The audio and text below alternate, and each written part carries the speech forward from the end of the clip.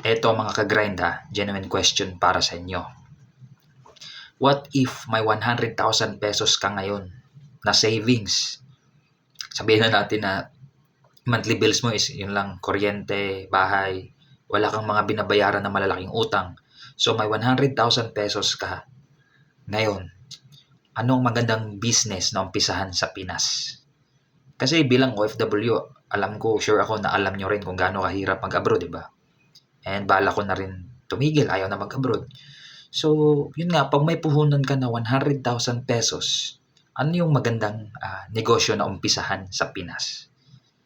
Siyempre, di naman natin alam kung papatok, di ba? Kasi high risk nga yan pag business. Pero para sa inyo, ano yung pinaka-secure na business? Hindi kailangan kumita ng malakihan. Kahit in the long run kakita siya, or I mean, di agad-agad kikita. Basta masasabing stable at secure na negosyo. So yun lang, need ko rin na suggestions niyo kasi ako gusto ko rin mag-business eh. So by 100,000 pesos, ano yung pwede? Ano yung pasok? Alright? Comment down.